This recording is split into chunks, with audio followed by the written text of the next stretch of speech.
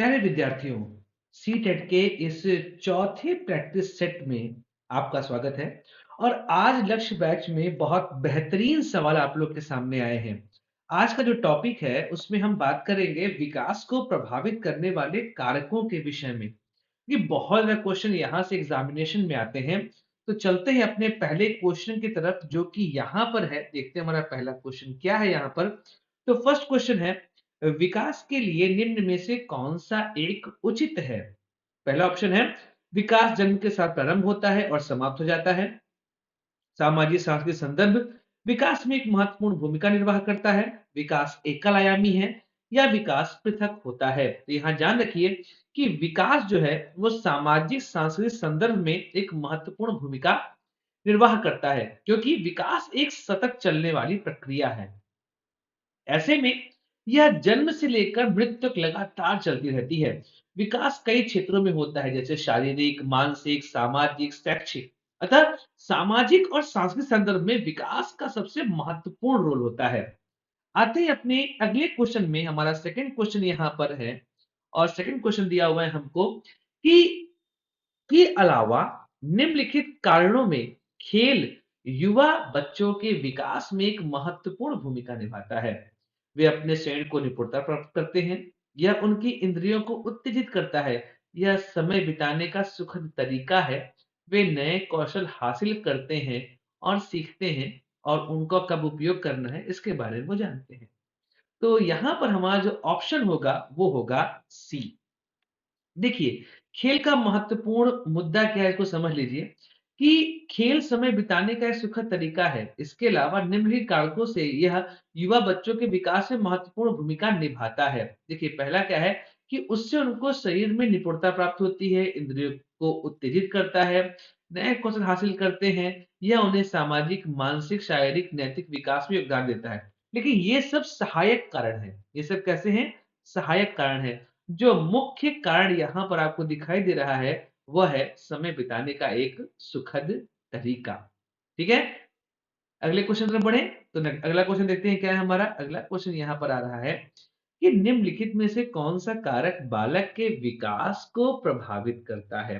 तो ऑप्शन यहाँ पर है, अंतर स्त्रावी ग्रंथियां, पौष्टिक भोजन, रोग तथा चोट, या उपर्युक्त सभी। तो याद रखिएगा कि ये सभी कारण जो हैं वह प्रभावित करते हैं बच्चे के विकास को। यहाँ पे कुछ और कारक हैं जो आपको ध्यान रखना चाहिए कि बच्चे को अगर शुद्ध हवा और प्रकाश नहीं मिलेगा, अच्छी पारिवारिक परिस्थितियां नहीं मिलेंगी, अगर वंशानुक्रम, यौवन भेद, संस्कृति नहीं मिलेगी, तब भी उसका जो विकास है वो काफी प्रभावित होता है। अगले क्वेश्चन की ओर बढ़ते हैं। हमारा फोर्थ क्वेश्चन यहाँ पर है कि आजकल अधिकतर विद्यालयों में संभागीय समूह के लिए प्राथमिक ध्यान आधारित होता है।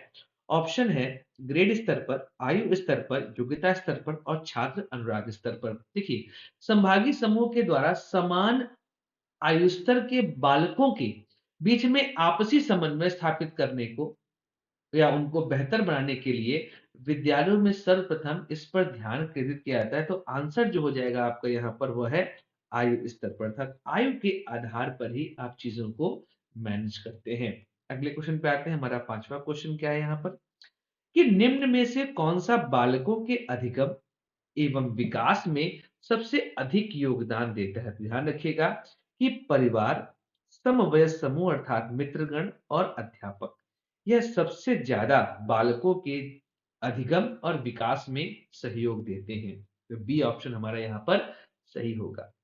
नेक्स्ट क्वेश्चन आते हैं। अगला क्वेश्चन हमारा छठा क्वेश्चन वो है कि निम्न में से कौन सा कथन सही नहीं है।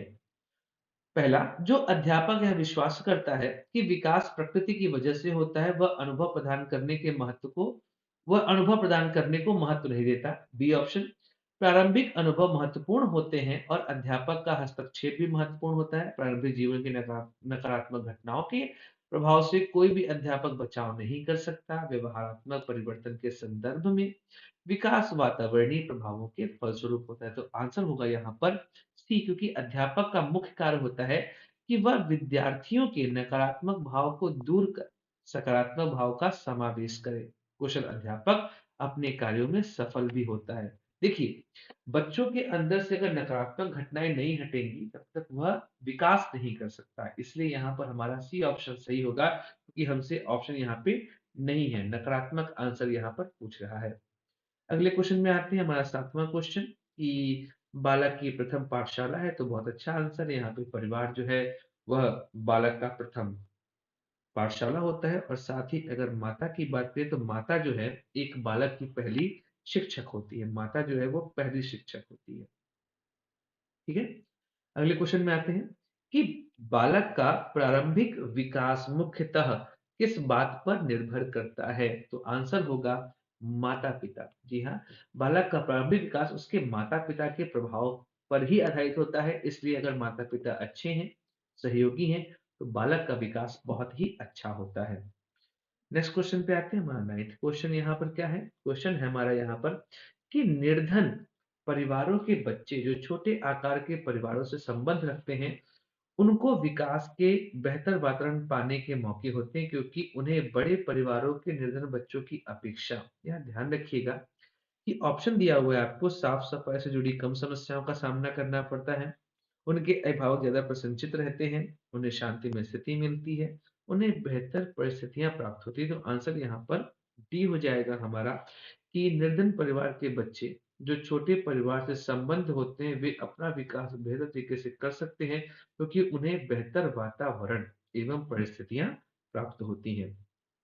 अगला क्वेश्चन है कि वृद्धि को प्रभावित करने वाले कारक कौन-कौन से हैं? तो यहाँ पर ऑप्शन है पर्यावरण, स्वास्थ्य, आहार, ये सभी। ध्यान रखिएगा ये सभी आपकी वृद्धि को प्रभावित करते हैं, क्योंकि गर्भधारण के समय भ्रूण बनने से लेकर जन्म लेने तक या जन्म से प्रौढ़ावस्था तक आने में जो भी परिवर्तन होते हैं, जिन पर शिक्षण या प्रशिक्षण का प्रभाव नहीं पड़ता, वे अभिवृद्धि कहलाते हैं। अर्थात जो मानसिक स्तर पे नहीं होते हैं, उन्हें हम कहते हैं अभिवृद्धि। तो इस पर पर्यावरण, स्वास्थ्य, आहार, वंशानुक्रम सबका प्रभाव जो है वो काफ़ी जटिलता से पड़ता है। अगले क्वेश्चन में आते हैं, हमारा यहाँ पर 11वां क्वेश्चन हमारा है। 11वां क्वेश्चन है कि निम्नलिखित में से अतिरिक्त सभी वातावरणीय कारक विकास को आकार देते हैं? तो यहाँ पर ऑप्शन हो जाएगा आपका डी। याद रखिएगा कि शारीरिक गठन के अतिरिक्त सभी वातावरणीय कारक जैसे पौष्टिकता की गुणवत्ता, सामाजिक सांस्कृतिक पृष्ठभूमि, शिक्षा की गुणवत्ता, अभिभावक की आर्थिक स्थिति आदि बालक के विकास को प्रभावित करती है। ठीक है? लास्ट क्वेश्चन आज का हमारा आ जाता है।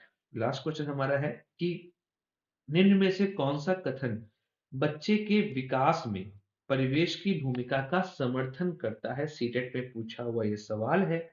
तो इसका जो आंसर है वह ए हो जाएगा कि पिछले कुछ दशकों में बुद्धि लब्धता परीक्षा में शिक्षार्थियों के औसत प्रदर्शन में लगातार वृद्धि हुई है। तब दर्शाता है कि पिछले कुछ दशकों में कुछ ऐसा अधिगम वातावरण बन रहा है, जिससे बच्चे सुलभता से अपने आप को समायोजित कर पा रहे हैं और बेहतर प्रदर्शन कर रहे हैं।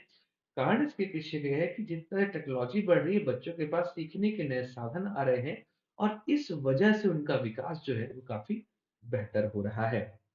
तो प्यारे दोस्तों, इसी के साथ आज का जो हमारा प्रैक्टिस सेट है वो खत्म होता है।